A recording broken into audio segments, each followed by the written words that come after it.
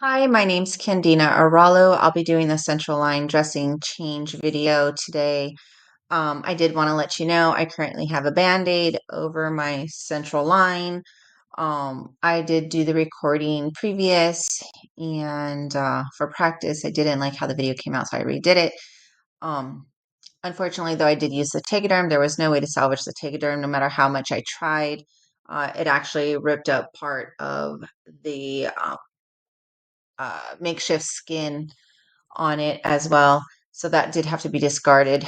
In my central line kit, um, my dressing kit, I did put another Band-Aid similar to this one in there. So I'll use that as my Tegaderm for the video. So let's go ahead and get started.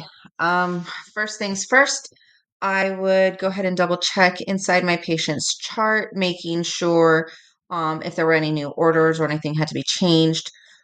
Central line dressings need to be changed every 7 days, no matter what, unless, of course, it is there's any drainage or leaking underneath it, then it would need to be changed as needed, even if it's before the 7 days. Okay, so let's get started. So I'm going to look at my patient's chart. I'm going to gather my supplies, clean gloves, a mask for myself, a mask for the patient. I only have the one that came with the kit. So I'll just pretend to put a mask on my patient. Also, if the patient has any family members in the room or visitors, I can do two things. The patient can give me permission to do the dressing change with the visitors there.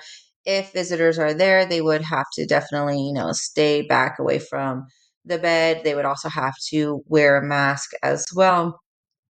Otherwise, they could step out of the room. I have to also bring a mask in for my patient unless the patient refuses to wear a mask. Let's say his dressing is on the left side, he would have to turn his head to the right, making sure he keeps his head looking away from the site the entire time the dressing change occurs. Um, so let's go ahead and get started. So I've looked at my orders. I've now gathered my supplies. I'm going to go introduce myself to the patient. So I'm going to knock on the door. I'm going to go ahead and go in. I'm going to do hand hygiene. I'm going to introduce myself to the patient. Hello, Mr. Smith. My name's Candina. I'm going to be your nurse today. We're going to go ahead and change your central line dressing. Are you currently having any pain or discomfort? My patient's going to say no. I'm also going to ask the patient before I get started, two patient identifiers. So, Mr. Smith, can you please tell me your first and last name and your date of birth? Which he does, so he knows who he is. At this point, I'm going to go ahead and set up my clean area. So I'm going to set out my kit, my mask, my gloves, and some hand sani just in case. I'm going to do my hand hygiene. I'm going to place my mask on first over my nose, around my ears, pull it below my chin, making sure that I am nice and secure.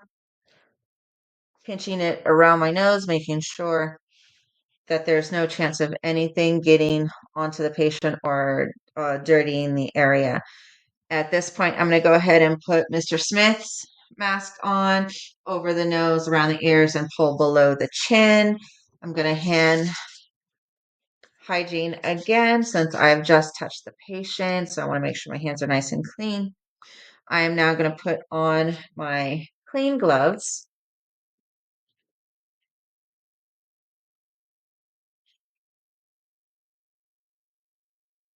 These are kind of small.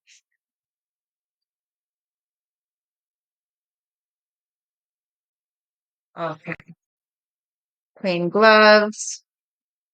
Now, to remove the old dressing, sorry, my dog just went out the doggy door.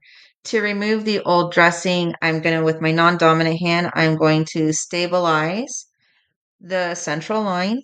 I'm going to carefully lift up all four corners of the dressing.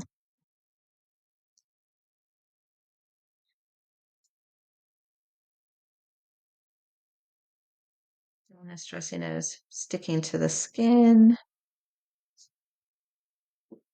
All right. Now all four corners are up. I'm going to carefully lift the dressing up and away in this direction. I'm going to discard of that into the trash. Now, if it was a tegaderm, I would have been able to look underneath the tegaderm and seen through it. Since tegaderms are clear, I would be then looking at the catheter itself, making sure there's no kinks or abnormalities, no damage to the catheter. I'm also going to look at the insertion site, making sure that I have no redness, no swelling, no inflammation, as well as that there's no drainage. And I'll be looking at the surrounding tissue, making sure that there's no redness, tenderness, inflammation, or drainage. You may have to touch the area to see the texture. Um, After that, I am going to get ready to take off my dirty gloves, and then I'll be performing hand hygiene again. So we're going to get rid of that. I'm going to perform hand hygiene, making sure, Mr. Smith, are you doing okay? Just communicating with my patient. I'm going to pull out my central line dressing kit, opening it carefully, only touching the very outer edge, as you can see here, kind of folding it down to keep it open. From here, I'm going to very carefully grab only my sterile gloves, folding down the edges, and then opening it with just the 1-inch borders around the edge, creating my little area. With my non-dominant hand, I'm going to glove my non-dominant hand first. So I'm going to pinch from the inside here, and I'm going to slide my hand carefully into my sterile glove, making sure not to touch the outer portion of that sterile glove. With my non-dominant hand, I am now going to put it in underneath the flap of the other sterile glove, sliding my dominant hand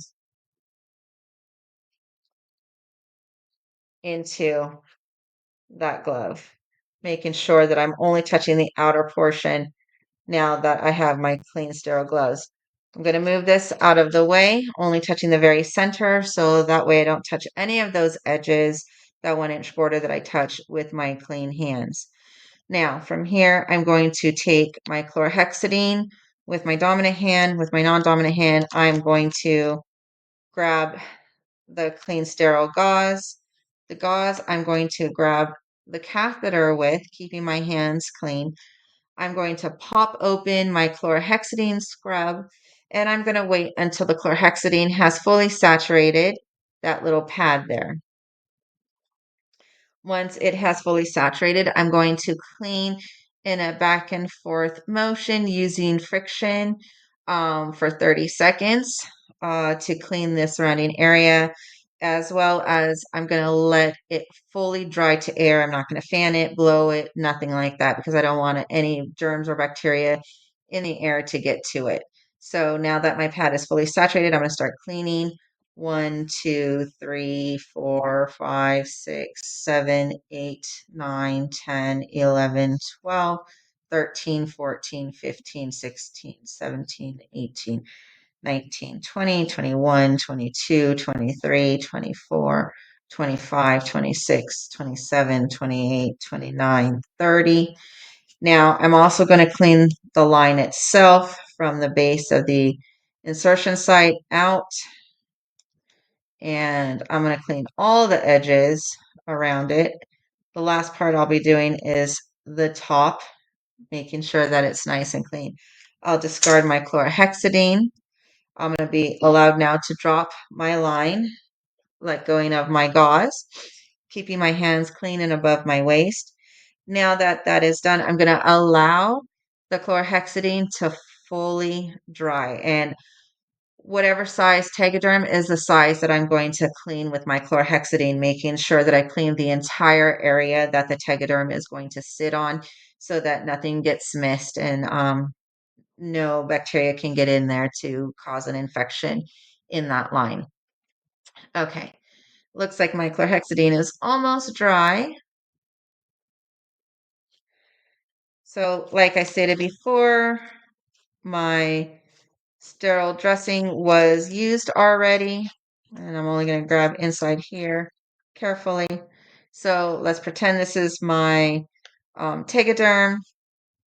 I would peel the Tegaderm, separate it off like that. If this one had my Tegaderm, I would be placing this over the dressing, over the site as my dressing.